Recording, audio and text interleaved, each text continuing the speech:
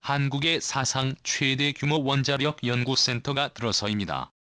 이곳은 선박 추진용 초소형 원전 등을 개발하기 위한 시설 알려지면서 한국이 드디어 핵잠수함 보유 국가가 되는 것이 아니냐는 분석이 나오고 있습니다. 국가전략TV 미국, 영국, 호주 세 나라가 핵잠수함 동맹인 포커스 동맹 출범을 앞둔 이틀 전 호주 국방부 장관과 외교부 장관이 긴급히 한국에 방한했습니다.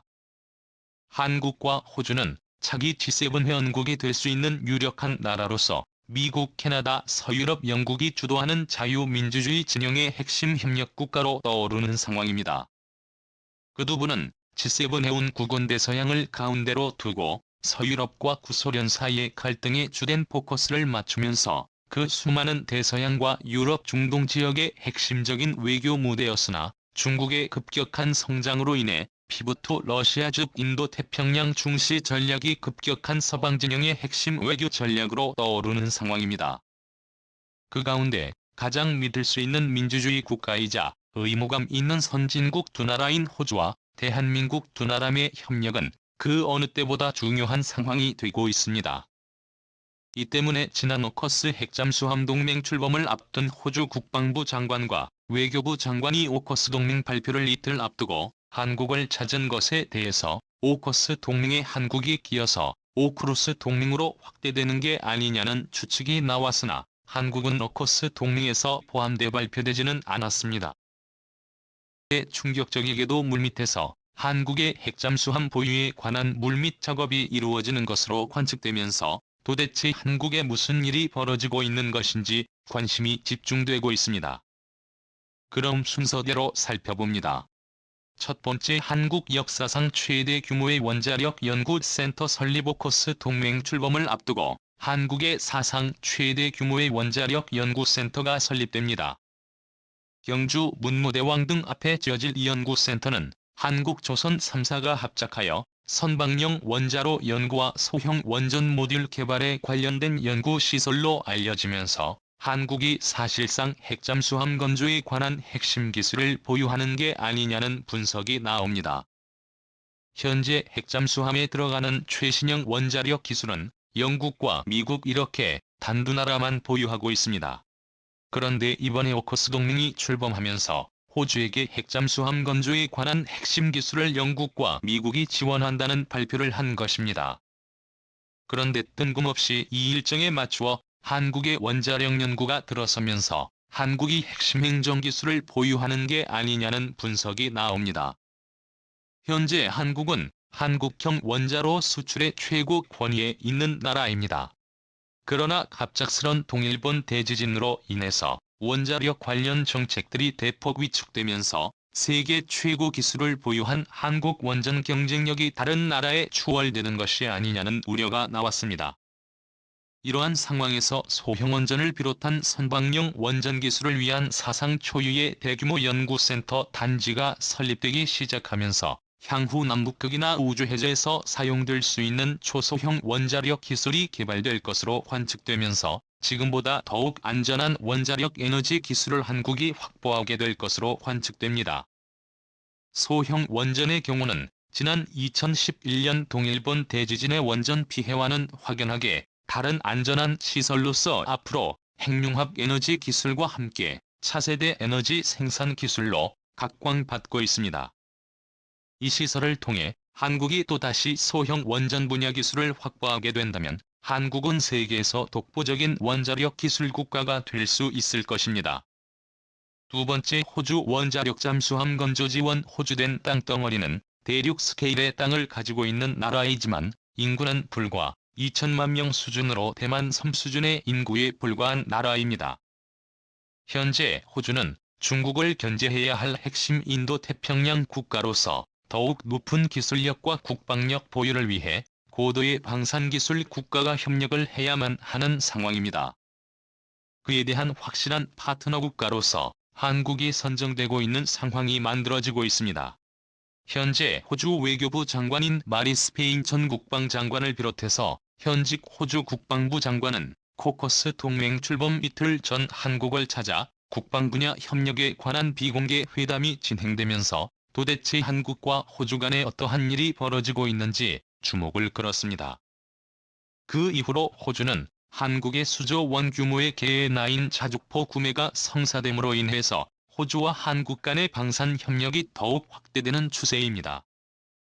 여기에 발맞춰서 핵잠수함 건조까지 한국이 도맡아 하게 될지 주목됩니다. 현재 호주는 핵잠수함보다 몇 단계 아래의 기술인 디젤 잠수함 건조 능력이 없는 상황입니다.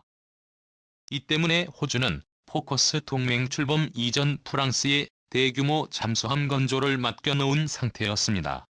그런데 이번 오커스 동맹 출범과 동시에 프랑스와의 계약이 파기된 상황인데 갑자기 한국이 도산 안창호함을 비롯한 디젤 잠수함에서 발사하는 미사일인 SLBM 생산 능력을 확보한 나라가 되면서 호주가 한국의 XLBM을 장착한 잠수함 건조를 동시에 맡길 수 있게 된 상태입니다. 여기에 더 나아가서 핵잠수함 핵심 기술을 보유까지 확보하게 된다면 한국은 호주의 유력한 핵잠건조 협력 국가가 될 수 있게 됩니다. 한국과 호주의 군사적 밀월은 최상의 단계에 진입하고 있다는 분석이 나오면서 호주, 미국, 영국의 가장 강력한 친구가 되고 싶은 일본의 부러움을 사고 있습니다.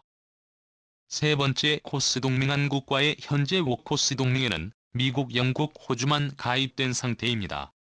일본은 이 동맹에 가입하고 싶어 하지만 제2차 세계대전에 미국, 영국, 호주 세 나라를 모두 침공한 전력이 있는 나라이며 심지어 핵무기에 피해를 입은 나라입니다. 우려가 있는 것입니다.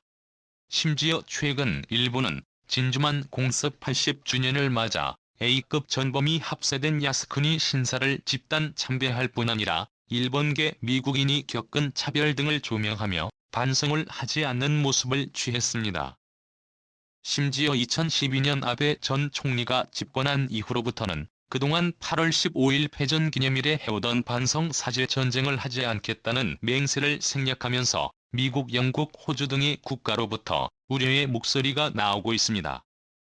이러한 일본의 태도는 이번 핵잠수함 동맹 오커스의 출범에 앞서서도 일본이 빠지게 된 주요 원인 중 하나라는 분석이 나옵니다. 그 대신 유력한 나라는 한국으로 거론됩니다.